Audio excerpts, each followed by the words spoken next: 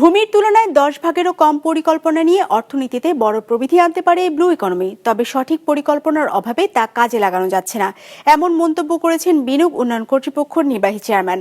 মঙ্গলবার ঢাকায় আয়োজিত উত্তর পূর্ব ভারতীয় মহাসাগরীয় সংলাপে তিনি আরও বলেন, বাংলাদেশ এখনও সমুদ্রকে অর্থনৈতিক ও বাণিজ্যিক কর্মকাণ্ডের উৎস হিসেবে পুরোপুরি বিবেচনা করতে পারেনি।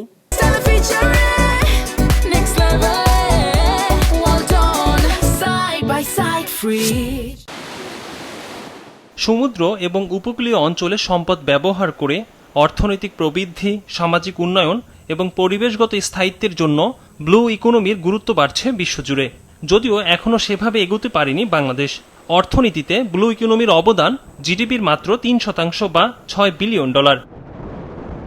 বাংলাদেশ ওশনোগ্রাফিক ইনস্টিটিউটের তথ্য মতে 2028 সালের মধ্যে ব্লু ইকোনমি থেকে $206 বিলিয়ন আয় করা সম্ভব, যা জিডিপির আকার বাড়াবে 46%।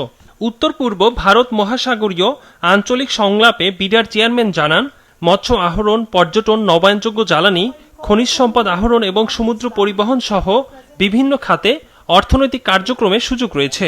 বলেন, এই সম্পদ উত্তোলন ও সুষ্ঠু ব্যবহারের লক্ষ্যে রূপরেখা দিয়ে যেতে চায় অন্তর্বর্তী সরকার। আমাদেরকে আসলে একটা সঠিক ব্লুপ্রিন্ট নিয়ে আগাতে হবে।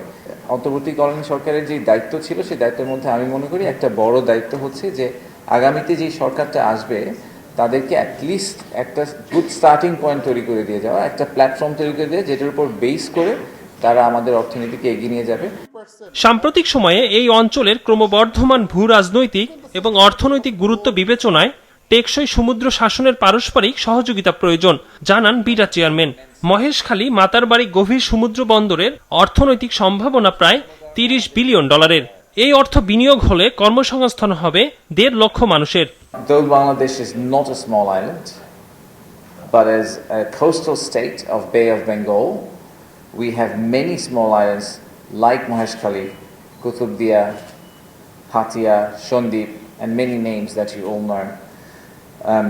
Hence, the lesson that will be drawn in this two-day event will help us immensely to move our country forward.